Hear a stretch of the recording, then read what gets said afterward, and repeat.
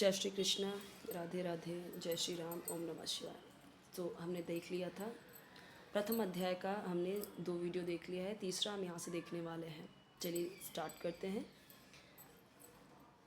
तस्य संजनयन् हर्षं कुरुवृद्धः पितामह सिंहनादं विनद्योश्च शंखं दद्मौ प्रतापवान। यहाँ पे हार्ड वर्ड की मीनिंग दी गई है, तो आप देख सकते हो।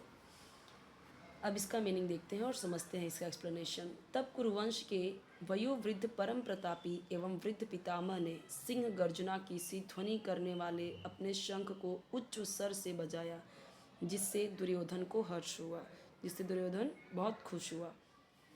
कुरुवंश के वयोवृद्ध पितामह अपने पौत्र, पौत्र यानी पोता, उसका पितामह यानी जो भीष्म पितामह है, उनका पोता कौन है? दुर्योधन। उसका मनोभाव वो जान गए और उसके प्रति अपनी स्वाभाविक दयावश उन्होंने उसे प्रसन्न करने के लिए अत्यंत उच्च स्वर से बहुत तेजी से अपना शंख बजाया, ताकि दुर्योधन खुश हो जाए। उनकी सिंह के समान स्थिति के अनुरूप था। अप्रत्यक्ष रूप में शंख के द्वारा प्रतीकात्मक ढंग से उन्होंने अपने हताश पौत्र दुर्योधन को बता दिया कि उन्हें युद्ध में विजय की आशा नहीं है, क्योंकि दूसरे पक्ष में साक्षात भगवान श्री कृष्ण हैं। फिर भी युद्ध का मार्गदर्शन करना उनका कर्तव्य था और इस संबंध में वे कोई कसर नहीं रखेंगे। यानी कि यहाँ पे जो भीष्म पितामह है वो ये अच्छी तरीके से जानते हैं कि जीत पांडवों की होगी, क्योंकि वहाँ पे श्री कृष्ण हैं उस साइड और वो धर्म की लड़ाई लड़ रहे हैं पांडव।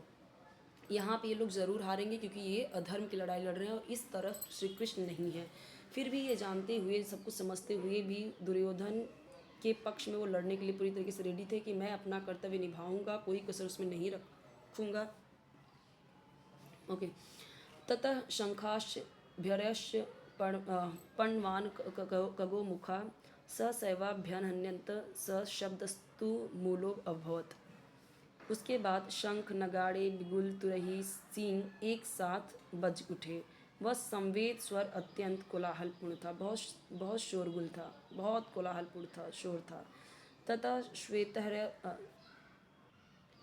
श्वेते हरिरुक्ते महति स्यन्दने स्थितौ माधव पांडवश्चैव दिव्यो शंखो प्रध्मुतः। दूसरी ओर से श्वेत घोड़ों द्वारा खींचे जाने वाले विशाल रथ पर आसीन कृष्ण तथा अर्जुन ने अपने अपने दिव्य शंख बजाए। तो दूसरी तरफ वहाँ पे भीष्म पितामह ने शंख बजाया और यहाँ पे जो सफ़ेद घोड़े द्वारा कौन खींचा जा रहा है? रथ। बड़ा सा एक रथ है जिसे कौन खींच रहा है? सफ़ेद घोड़े। और उस पर कौन बैठे हैं? श्री कृष्ण और अर्जुन। उन दोनों ने भी अपने शंख बजाए। श्री कृष्ण यहाँ पे शंख बजाए। अब इसका अर्थ देखते हैं। यहाँ पे भीष्म द्वारा बजाए गए शंख की तुलना में कृष्ण तथा अर्जुन के शंखों को दिव्य कहा गया है। दिव्य शंखों के नाद से यह सूचित हो रहा था कि दूसरे पक्ष की विजय की कोई आशा न थी, क्योंकि कृष्ण पांडवों के पक्ष में थे, तो उन लोगों की तो जीत हो ही नहीं सकती थी कौरवों की। जयस्तु पांडुपुत्राणाम येषाम पक्षे जनार्दन, यानी कि जय हमेशा किसकी होगी? पांडु के पुत्रों जैसी ही होती है, क्योंकि भगवान कृष्ण उनके साथ हैं। और जहाँ जहाँ भगवान विद्यमान है वहीं वहीं लक्ष्मी भी रहती हैं, क्योंकि वे अपने पति के बिना नहीं रह सकती। तो जैसा कि विष्णु या भगवान कृष्ण के शंख द्वारा उत्पन्न दिव्य ध्वनि से सूचित हो रहा था, विजय तथा श्री यानी विजय श्री दोनों अर्जुन की प्रतीक्षा कर रही थी। इसके अलावा जिस रथ में दोनों मित्र आसीन थे वह अर्जुन को अग्नि देवता द्वारा प्रदत्त था। जिस रथ पे दोनों बैठे हैं श्री कृष्ण और अर्जुन, वो किसके द्वारा दिया गया था? अग्नि द्वारा। और इससे ये सूचित हो रहा था कि तीनों लोकों में जहाँ कहीं भी यह रथ जाएगा वहाँ विजय निश्चित ही है।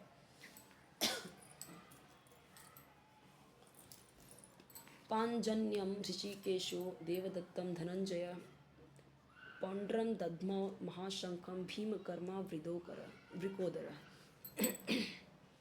भगवान कृष्ण ने अपना पांचजन्य शंख बजाया। तो श्री कृष्ण के शंख का नाम है पांचजन्य।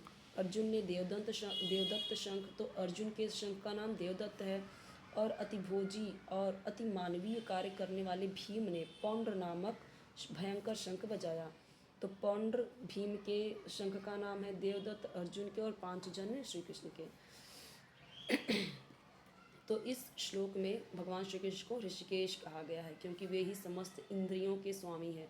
सारे जीव उनके भिन्नांश हैं, अलग अलग अंश हैं, सारे जीव उनके ही अंश हैं। इसीलिए जीवों की इंद्रियां भी उनकी इंद्रियों के अंश हैं। चूँकि निर्विशेषवादी जीवों की इंद्रियों का कारण बताने में असमर्थ हैं, इसीलिए वे जीवों को इंद्रिय रहित या निर्विशेष कहने के लिए उत्सुक रहते हैं। यानी जो निर्विशेषवादी है ना, वो जीवों की जो इंद्रियां हैं उसका कारण बताने में असमर्थ है। इसीलिए उन्होंने क्या बोल दिया, इस जीवों को इंद्रिय रहित या निर्विशेष कह रहे हैं।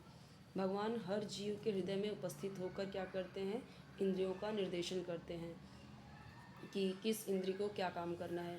किंतु वे इस तरह निर्देशन करते हैं कि जीव उनकी शरण ग्रहण कर ले, और विशुद्ध भक्त की इंद्रियों का तो वे प्रत्यक्ष निर्देशन करते हैं। यहाँ कुरुक्षेत्र की युद्ध भूमि में भगवान कृष्ण अर्जुन की दिव्य इंद्रियों का निर्देशन करते हैं, इसलिए उन्हें भी ऋषिकेश कहा गया है। भगवान के अलग अलग कार्यों के अनुसार उनके अलग अलग नाम हैं। एग्जाम्पल के लिए देखो दिया गया, एक नाम उनका मधुसूदन है क्योंकि उन्होंने मधु नाम के असुर को मारा है। वे गौओं तथा इंद्रियों का आनंद देने के कारण, यानी जो गायें हैं और इंद्रियों को आनंद देते हैं, मुरली बजा के खुश करते हैं गाय चरा के, इसलिए उन्हें गोविंद कहते हैं। वसुदेव के पुत्र होने के कारण इनका नाम वासुदेव है। देवकी को माता के रूप में स्वीकार किया, इसलिए देवकी नंदन है। वृंदावन में यशोदा के साथ बाल लीलाएँ की, इसीलिए यशोदा नंदन है। ठीक है। फिर अपने मित्र अर्जुन का सारथी बनने के कारण उनका एक नाम पार्थ सारथी भी है, इसीलिए उनका एक नाम इसी तरीके से ऋषिकेश भी है क्योंकि उन्होंने कुरुक्षेत्र के युद्ध स्थल में अर्जुन का निर्देशन किया। इस श्लोक में अर्जुन को धनंजय कहा गया क्योंकि जब उनके बड़े भाई को विभिन्न यज्ञ संपन्न करने के लिए धन की आवश्यकता हुई थी, जब युधिष्ठिर को बहुत बड़ा यज्ञ संपन्न करने के लिए बहुत सारी धन की आवश्यकता हुई थी, तो उसे प्राप्त करने के लिए इन्होंने ही सहायता की थी। इसलिए इन्हें क्या कहा गया, धनंजय, धन को लेके आने वाले। इसी प्रकार भीम को वृकोदर कहा गया है। यहाँ पे भीम कर्मा वृकोदर, यहाँ पे इनको धनंजय कहा गया है अर्जुन को।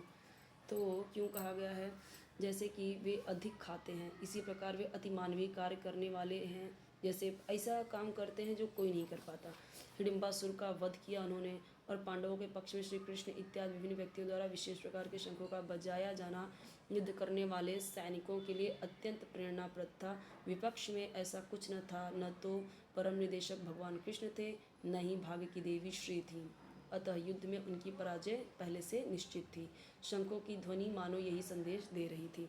ठीक है, तो यहाँ पे हम यहाँ तक देखेंगे। अब यही अध्याय 1 का जो नेक्स्ट वीडियो है, चौथा वीडियो हम देखेंगे यहाँ से। ठीक है, सो आप चैनल जरूर सब्सक्राइब कर लीजिए, वीडियो लाइक कीजिए, बेल आइकन जरूर प्रेस कर लीजिए ताकि जब भी न्यू वीडियो अपलोड करूँ आपको उसका नोटिफिकेशन मिल जाइए। अक्सर मैं रात को अपलोड करती हूँ ताकि ये आप सोते समय या सोने से पहले इसे सुने। ठीक है, तो गीता सुनना पढ़ना बहुत ज़रूरी है। अगर आप भगवद गीता नहीं करवा पाते, नहीं सुन पाते, उसे पढ़ना तो बहुत ही अच्छा है।